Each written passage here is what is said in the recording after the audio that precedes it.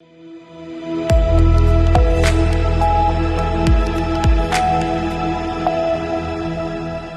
के बाद एक बार फिर से रुक करेंगे यूपी बुलेटिन की ओर, जिसमें बात होगी बुलंदशहर की, जहां खुर्जा में हुए तिहरे हत्याकांड का मुख्य आरोपी 50,000 का इनामी बदमाश पुलिस मुठभेड़ में हुआ ढेर। आगे बात करेंगे इटावा की, जहां जलभराव की समस्या ने ग्रामीणों का जीना दूभर किया। ऐसी तमाम खबरों पर विस्तार से डालेंगे नजर। बुलंदशहर खुर्जा क्षेत्र में हुए तिहरे हत्याकांड का मुख्य आरोपी 50,000 का इनामी बदमाश जीतू सैनी पुलिस मुठभेड़ में मारा गया। जानकारी के अनुसार खुर्जा के कोतवाली खुर्जा नगर क्षेत्र अंतर्गत ढाकर रोड सिकंदरपुर के पास पुलिस और बदमाश के बीच मुठभेड़ हुई। दोनों ओर से कई राउंड फायरिंग हुई, जिसमें पुलिस की गोली लगने से आरोपी गंभीर रूप से घायल हो गया। उसे अस्पताल ले जाया गया, जहां डॉक्टरों ने मृत घोषित कर दिया। मुठभेड़ के दौरान मोहम्मद असलम और हेड कांस्टेबल मोहित मलिक भी गोली लगने से घायल हो गए, जिन्हें उपचार के लिए हायर सेंटर रेफर किया गया। पुलिस ने आरोपी के कब्जे से 2 पिस्टल, 1 तमंचा, जिंदा कारतूस और खोखा कारतूस बरामद किए हैं। फिलहाल पुलिस पूरे मामले की जांच में जुटी है। देखिए, खुर्जा नगर थाना क्षेत्र में जो झांझर रोड है अपनी, उस पर एक आज अर्ली मॉर्निंग बदमाशों से मुठभेड़ हुई है। ये लोग वहाँ पे आकस्मिक तौर पे गश्त कर रहे थे, चेकिंग भी चल रही थी लगातार, क्योंकि आप जान रहे हैं 25/26 की रात में जो घटना हुई, इसमें लगातार हमारी 6 टीमें अलग अलग जगहों पे दबिश दे रही थी और गिरफ्तारी के प्रयास में थी। जो उसमें शेष वांछित अभियुक्त बचे थे, उन पे सब पे 50-50 रुपये का इनाम भी घोषित किया गया था। उसी प्रक्रिया में लोग उधर थे। रात को वहाँ पे बदमाशों को रुकने का इशारा किया गया, जो स्कूटी से जा रहे थे। पुलिस को देखते ही उन्होंने पहले तो बचाव में उन्होंने बैक किया। सामने से भी जब उनको दिखा कि पुलिस है, इन्होंने साइड की रोड लिया जो कच्ची थी। वहाँ पे पुलिस पार्टी पे फायरिंग किया। पुलिस ने आत्मरक्षा की गई फायरिंग में एक बदमाश गंभीर रूप से घायल हो गया, जिसको वहाँ से भेजा गया था CSC, और CSC से रिफ़र किया गया डिस्ट्रिक्ट हॉस्पिटल। डिस्ट्रिक्ट हॉस्पिटल में डॉक्टरों ने उनको ब्रॉड डेड घोषित कर दिया है।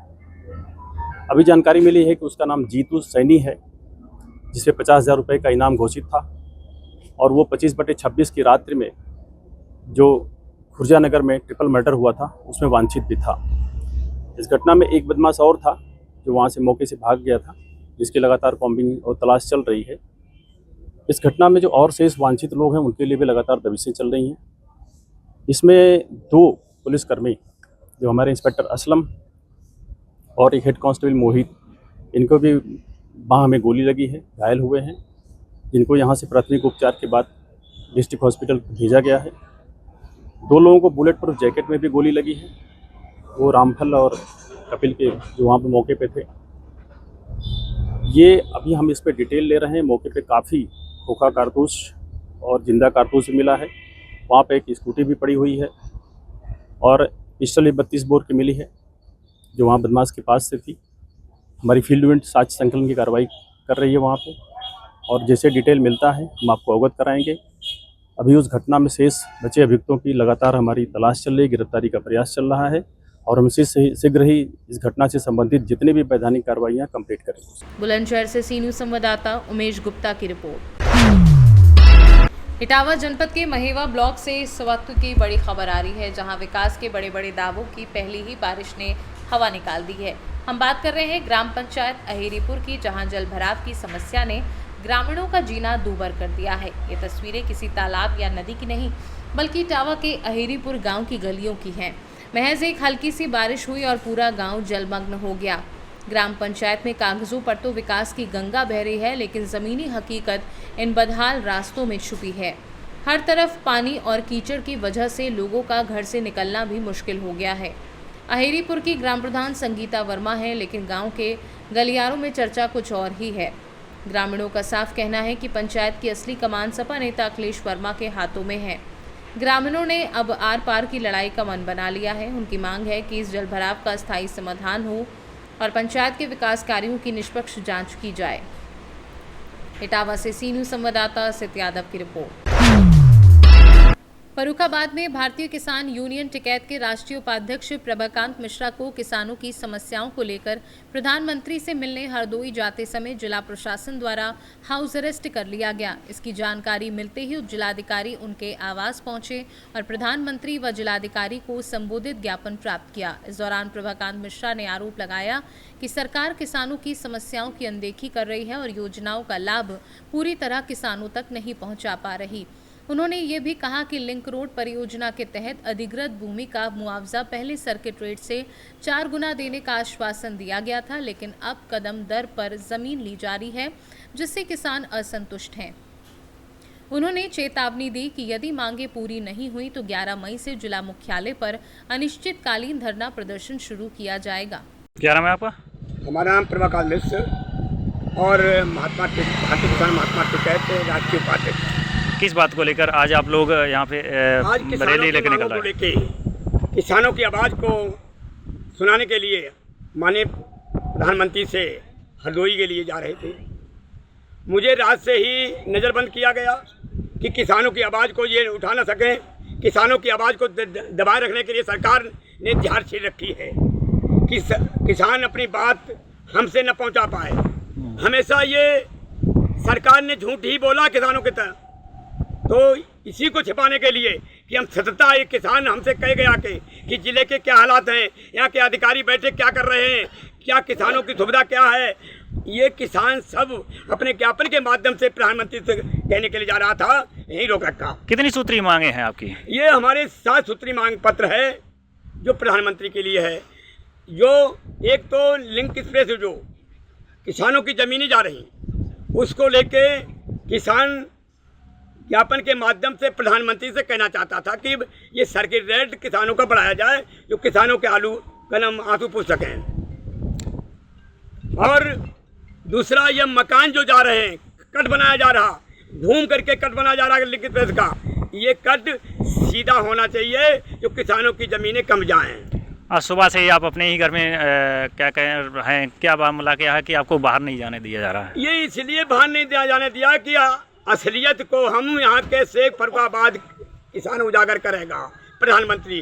क्यों प्रधानमंत्री नहीं जानता कि जिले पे क्या होता? उसने आदेश कर दिया, योजनाएं भेज दी, यहाँ किसानों तक योजनाएं यहाँ के अधिकारी द्वारा नहीं पहुँचती, इसलिए यहाँ किसान वहाँ न कहने जाए तो यहीं मुझे नज़रबंद कर लिया गया किसानों को।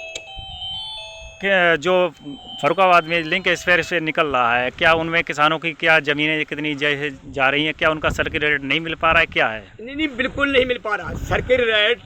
जहाँ टाउन खिमसेपुर है, मोहम्मदाबाद टाउन है, मोहम्मदा में 18 लाख रुपया टाउन में है, वही सर्किल खिमसेपुर में है।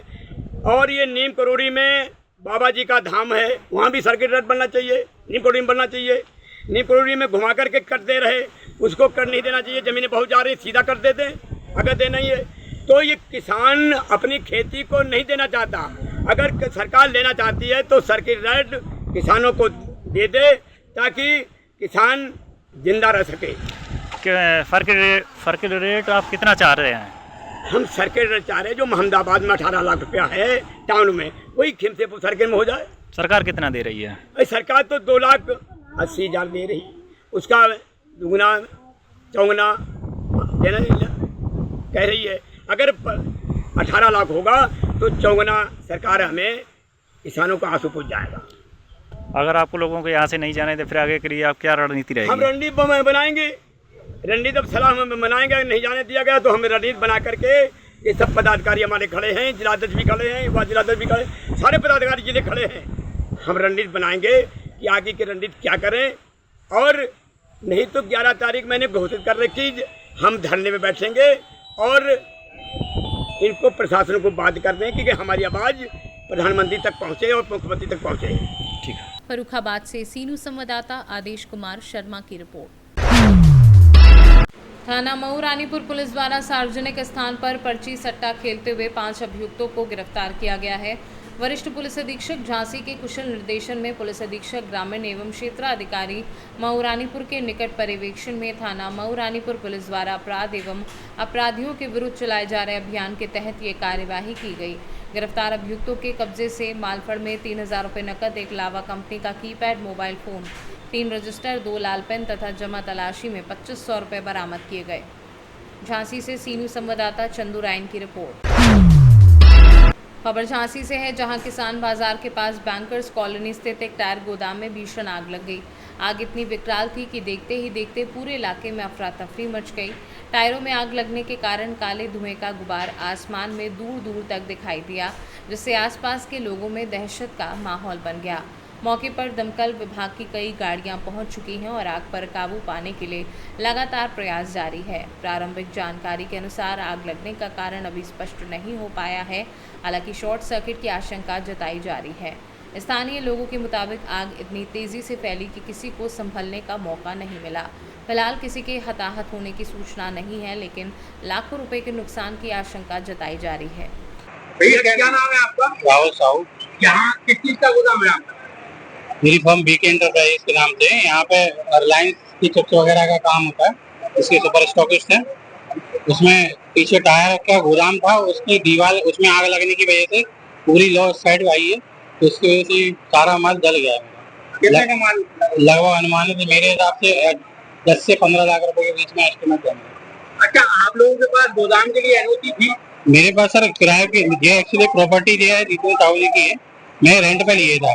सिर्फ गोदाम बना हुआ था यहाँ पे। तो गोदाम बनाते हैं तो एनओसी लेते हैं? सर मेरे पास रजिस्ट्रेशन सर्टिफिकेट था, वही बना हुआ था। उसके अलावा मेरे गोदाम आगे भी है, वहाँ पे जितेंद्र साहू।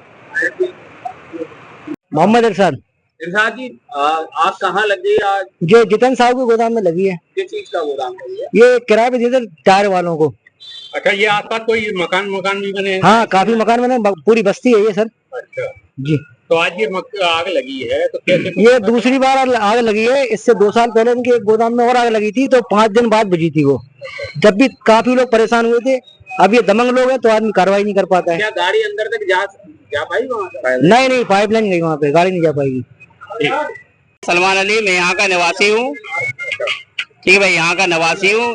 जो गोदाम में आग लगी है, ये जितेंद्र साहू के गोदाम में आग लगी हुई है। बहुत पतली रास्ता है। इससे पहले भी 2 साल पहले साहू इनके गोदाम में, पीछे है आप, इस गोदाम में आग लगी थी 2 साल पहले, बहुत ज्यादा नुकसान हुआ था।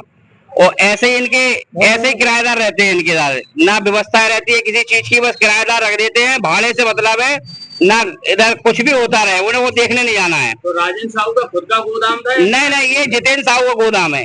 ये जो बोल रहे थे राजेंद्र साहू, ये जितेंद्र साहू का खुद सेम गोदाम है। 8 से 10 गोदाम है यहाँ पे। अच्छा, 2 गोदाम है आग लगी, दोनों गोदाम इन्हीं के हैं। एक टायर का गोदाम है, एक परचूनी की दुकान है, उसका है। तो यहाँ गोदाम के आसपास रिहायशी एरिया है? पूरा रिहायशी एरिया भैया। यहाँ गोदाम तो अलाउ होने ही नहीं चाहिए। जिस प्रकार से संचालित कर रहे हैं यहाँ पर गोदाम, कोई वो राइट ही नहीं होता है, और इस पे प्रशासन कोई कार्रवाई नहीं करता है। इससे पहले भी इनके आग लगी थी, कोई कार्रवाई नहीं हुई। आप लोगों ने कभी शिकायत की? शिकायतें करनी है, पावर में, सत्ता में, सब चीज, कोई कार्रवाई नहीं होती इन लोगों पे। आज वो खुद से हम झूठ बोल गए कि हमारा गोदाम नहीं है। राजेंद्र साहू को बदवा दिया उनने। घटना हुई है, किस जगह हुई है और कितना नुकसान इसमें हुआ है? देखिए, टायर की जैसे हम लोग को सूचना मिली कि बैंकर्स कॉलोनी में टायर्स में आग लगी है, तो हमारी 3-4 जो भी गाड़ियां थी, हम लोग प्रस्थान किए, आए यहाँ आग बुझाना प्रारंभ किए। और भी जो भी मदद हो सकता है, गाड़ियां और जगह से मंगाई गई और इस समय आग पूर्ण रूप से कंट्रोल में है। अरे, किस गोदाम में आग लगी है? वो टायर की गोदाम है और दूसरे साइड नमकीन वगैरह भी बनता था। तो ये सर गोदाम मानकों के अनुरूप खुला हुआ था? अब देखिए, मानकों के अनुरूप तो नहीं था। अब इनको नोटिस वगैरह दी जाएगी। सर, यही व्यक्ति जो है, इसके पिछले साल भी एक गोदाम में आग लगी थी सर, उसके बाद सुधार नहीं देखने को मिला। अब देखिए, नोटिस दिया जाता है, फिर इन लोगों को खुद फायर की व्यवस्था करने के लिए बताया जाता है। लेकिन एक तो सकरी जगह है, यहाँ पर नहीं होना चाहिए। तो सर, अभी तक कितनी गाड़ियों से जो है आग बुझाई गई? भाई लगभग हमारी 8-10 गाड़ियां आई और पंपिंग करके आग को पूर्ण रूप से बुझाई हैं। सर, नुकसान कितने का है लगभग? अब देखिए, तो विवेचना का विषय है। जिसे आग बुझ जाए तो मालिक वगैरह से मुलाकात करके देखा जाता है। कारण पता चला है सर? कारण भी अभी तक पता नहीं चला है। झांसी से सी न्यूज़ संवाददाता चंदू रायन की रिपोर्ट। क्षेत्र में मौसम ने अचानक करवट ली, जिससे जनजीवन पूरी तरह प्रभावित हो गया। तेज आंधी और तूफान के साथ बारिश होने लगी, जिससे लोगों को भारी परेशानियों का सामना करना पड़ा। तेज हवाओं के कारण कई जगहों पर पेड़ और बिजली के खंभे गिर गए, जिससे यातायात व्यवस्था बाधित हो गई। सड़क किनारे कई स्थानों पर पेड़ गिरने से वाहनों की लंबी कतारें लग गई और आवागमन पूरी तरह रुक गया। स्थानीय लोगों और प्रशासन की मदद से काफ़ी समय बाद सड़कों पर गिरे पेड़ों को हटाया गया, जिसके बाद धीरे धीरे यातायात सामान्य हो चुका है और वाहनों का आवागमन फिर से शुरू किया गया। आंधी तूफान से कुछ गरीब परिवारों के कच्चे मकानों को भी नुकसान पहुंचा है, जिससे उनका जनजीवन अस्त व्यस्त हो गया है। मऊ से सीनू संवाददाता शशिकांत सिन्हा की रिपोर्ट। यूपी बुलेटिन में फिलहाल के लिए इतना ही। बने रहिए सी न्यूज़ भारत के साथ। हर खबर आपके साथ, आपके हाथ।